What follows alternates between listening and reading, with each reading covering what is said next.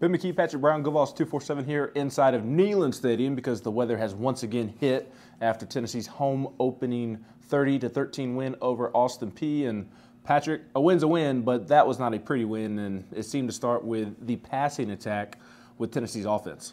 Yeah, Ben, you expect these FCS games to come pretty easy. You expect to get on them early, easily, and get your backups and your third stringers in and empty the bench, empty the roster.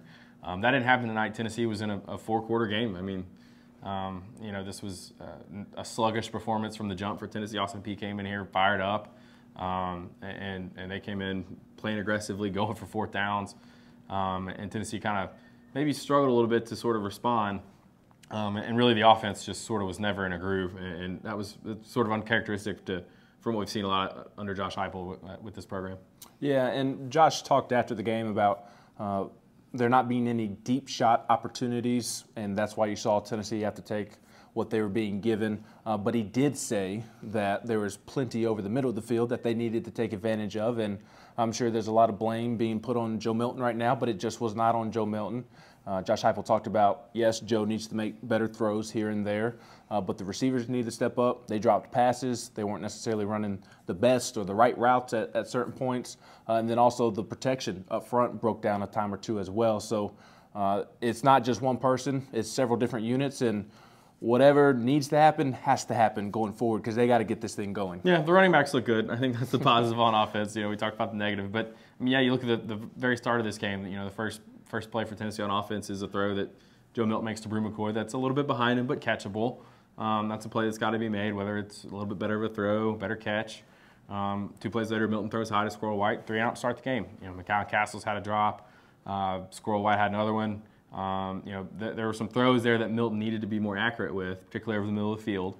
And then he makes a great play later where he gets out of a sack and is rolling to his left against the crane, makes a great throw on the move to Dante Thornton, hits him right in the hands, and he drops it because he's looking where his feet are. So, it was just that kind of night where the passing game just really never wasn't sinking, and they just kind of had to go to a lot of quick perimeter screens. That's probably the biggest concern, is that there was really no downfield passing game for Tennessee for much of this game. And Heupel, like you said, it was a little bit of what Austin Peay was playing. They were playing a lot of drop 8, playing a lot of coverage, but there were also times where Milton just wasn't throwing it well, wasn't sharp, and the receivers weren't making some plays on the field too. So they got to get all this cleaned up, and I know they got the running game that they can feel good about right now, but they got to get the passing game going, and that's more than just quarterback, like you said. Yeah, and the defense did show up. That defensive front continues to play really, really well. There were a couple of plays defensively you'd like to have back.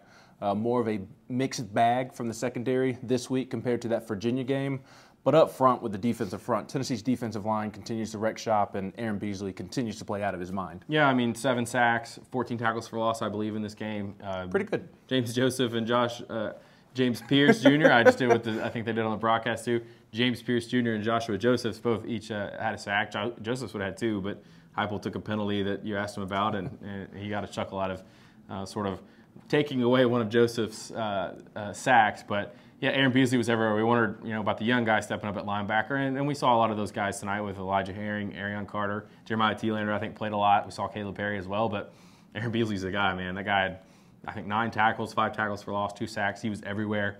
You saw some good things from Wesley Walker as well, and Kamal Haddon had the 2 pass interference penalties, but had an interception, should have had a forced fumble. I don't know how that was not a fumble, but Tennessee did enough defensively to have a good night and only allow 13 points. Certainly a lot for Tennessee to clean up. Feels like we had fewer questions entering the game, and now leaving the game, going into this Florida game, we have even more questions to answer. So we will see how that plays out. But we have plenty of coverage of this win over Austin Peay up at GoVols 247, and certainly plenty of coverage of Florida Week coming up. He's Patrick Brown. I'm Ben McKee.